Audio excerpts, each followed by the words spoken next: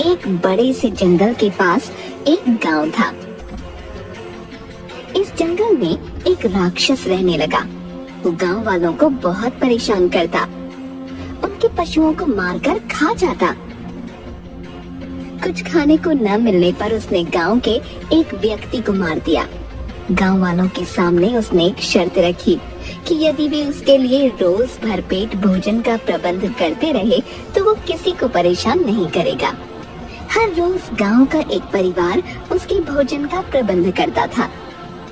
इसी गांव में गरीब भीखू अपनी पत्नी सुंदरी और बेटे डमरू के साथ रहता था। मैं और नारायण राक्षस के लिए भोजन लेकर जंगल में गए थे।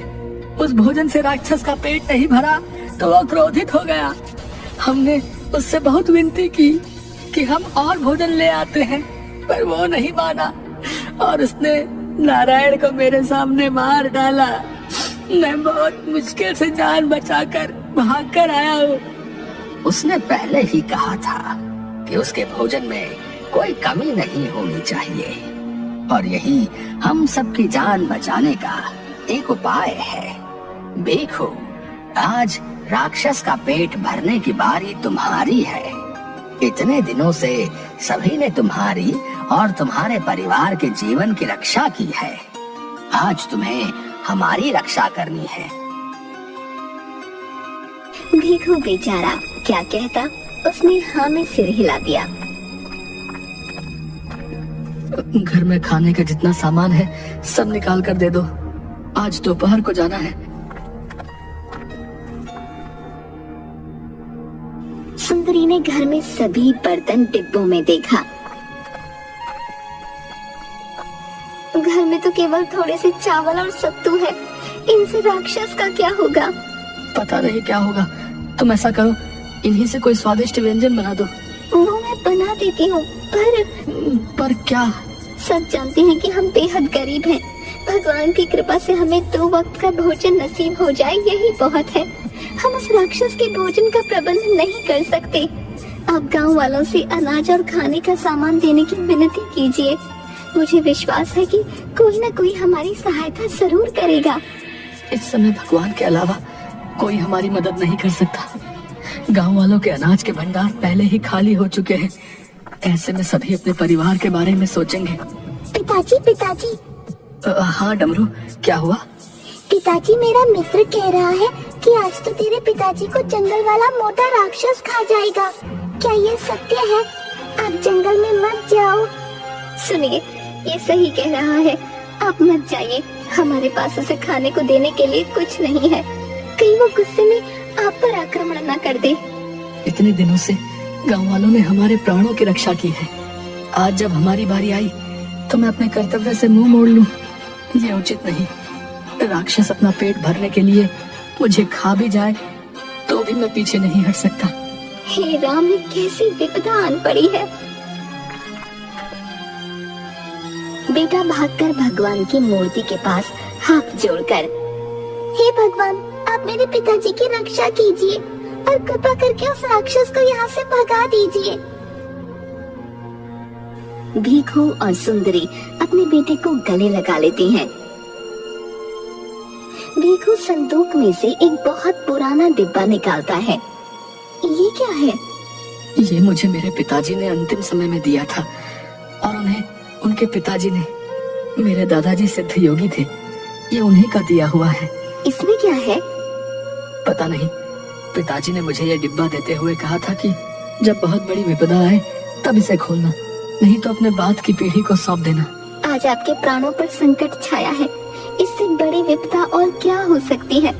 आप इसे खोलकर देखिए, शायद कोई रास्ता निकल आए।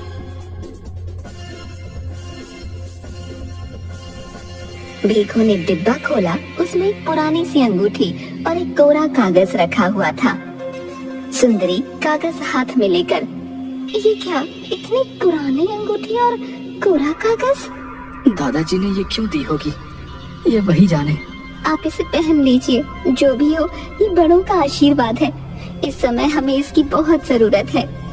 भीखू ने वो अंगूठी पहन ली। सुंदरी ने रोते हुए उसे एक थैला दिया। मैं नहीं जानता कि मैं वापस लौटूंगा या नहीं। तुम मेरी प्रतीक्षा मत करना, अपना और डमरू का ध्यान रखना।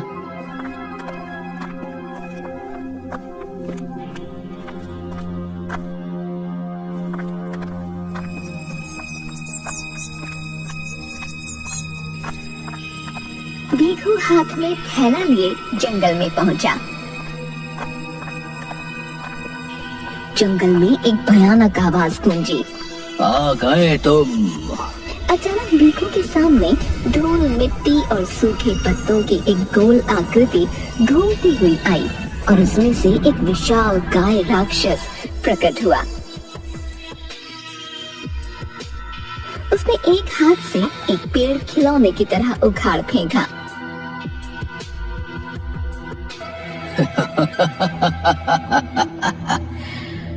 मुझे बहुत भूख लगी है, लाओ जल्दी जल्दी मेरा भोजन लाओ।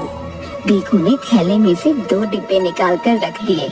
मैं बहुत भूखा हूँ, भूख से मेरे प्राण निकल रहे हैं। भोजन कहाँ है? जल्दी लाओ वरना मैं तुम्हें ही खा जाऊंगा। मेरे पास बस यही है। बस यही है? तुम उपवास तो नहीं कर रहे? इससे तो चींटी का पेट भी नहीं भर सकता। मुझे कुछ नहीं पता, मुझे मेरा भोजन चाहिए, नहीं तो। भीखू जोर जोर से रोने लगा। राक्षस ने भीखू को खिलौने की तरह उठाकर अपनी हथेली पर खड़ा कर लिया। रोज रोज घास फूस खाकर मैं परेशान हो गया था। आज मांसाहार खाऊंगा, तुम्हें खाऊंगा। छोड़ दो, भगवान के लिए मुझे छोड़ दो। क्या कहा? भगवान? कौन है वो? कहाँ है? यहाँ कोई नहीं आएगा तुम्हें बचाने। तुम्हारा भगवान भी मुझसे डर गया।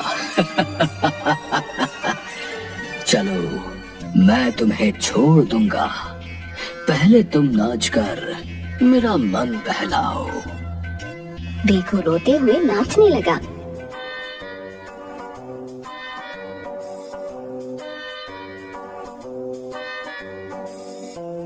उसके बाद राक्षस भीखू को अपनी हथेली पर चाबी की तरह उछालने लगा।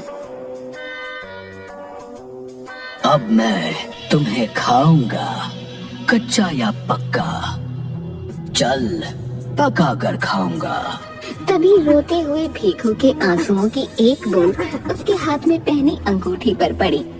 एक तेज रोशनी अंगूठी से निकलकर भीखू में समा गई और वो अदृश्य हो गया। कहाँ गया ओ धोखेबाज, मायावी, कपटी? मैं तुझे नहीं छोड़ूंगा। उसने देखा भीखू चींटी से भी छोटा हो गया है। सजा देने के लिए तो तुझे पहले मुझे पकड़ना होगा, वो इस जन्म में नामुमकिन है। राक्षस नीचे झुककर भीखू को पकड़ने लगा, किंतु वो उसके हाथ नहीं आया। हथेली के नीचे उंगलियों के बीच से निकल जाता।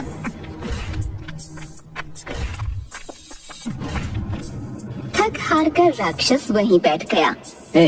तुम यहाँ बैठकर आराम नहीं कर सकते। कहकर भीखू चींटी की तरह उसके ऊपर चढ़ गया। तेरी इतनी हिम्मत, अभी मजा चखाता हूँ। राक्षस ने पैर झटक कर भीखू को कुचलने के लिए आगे बढ़ाया। तभी भीखू बड़ा हुआ और उसने राक्षस को धक्का देकर गिरा दिया। आजा, आजा, तुझे नहीं छोड़ूंगा मैं आज। भीखू ने देखते ही देखते पल भर में विराट रूप ले लिया।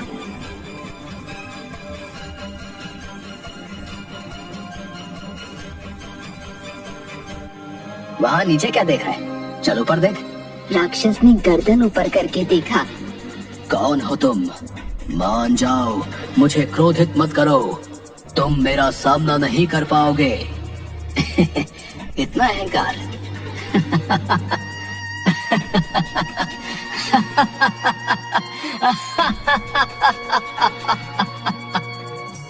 उसके हंसने की आवाज से पूरा जंगल गूंज उठा।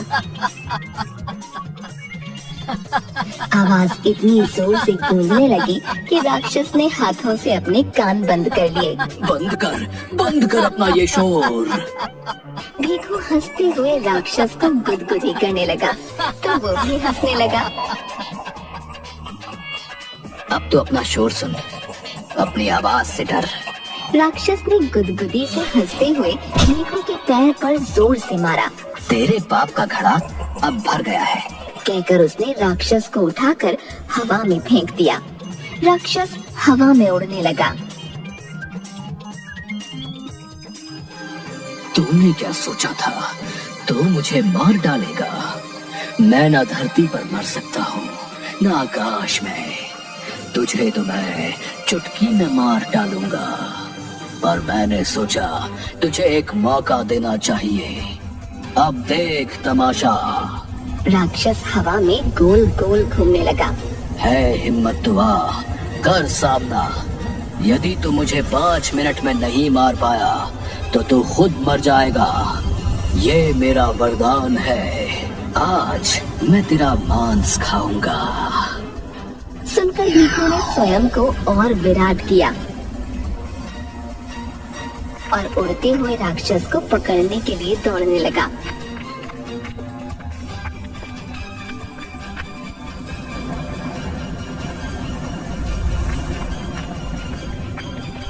उसने एक झपट्टे में उसे पकड़कर फिर से आसमान की ओर उछाला। राक्षस धड़ाम से जमीन पर आकर गिरा और मिट्टी का ढेर बन गया। भीखू से तेज रोशनी निकलकर अंगूठी में समा गई। भीखू को एक झटका लगा। अरे अरे क्या हो गया था मुझे? पूरा सिर चकरा रहा है। और वो राक्षस कहाँ है? अब ये तो राख का ढेर हो गया। पता नहीं मुझ में इतनी शक्ति कहाँ से आ गई। हे भगवान, तेरा शुक्र है, बचा लिया। भीखू ने अपने डब्बे थैले में डाले और उन्हें लेकर घर चला गया।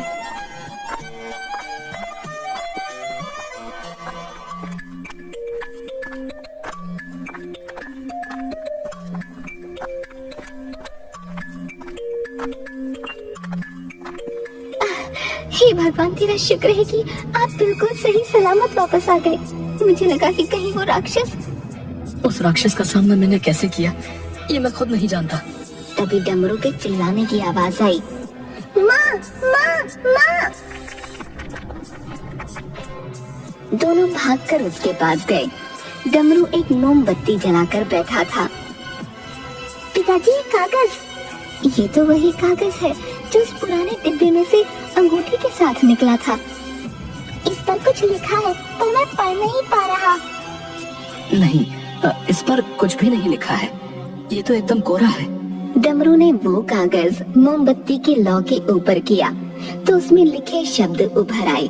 ये कोई साधारण अंगूठी नहीं, इसमें मेरी शक्तियां हैं जो किसी भी नकारात्मकता को नष्ट कर सकती हैं। पर इसका उपयोग केवल एक बार किया जा सकता है। उसके बाद इसे किसी नदी में प्रवाहित कर दिया जाए। इसका अर्थ जंगल में मेरी रक्षा। चलिए अंगूठी को नदी में प्रवाहित कर देते हैं।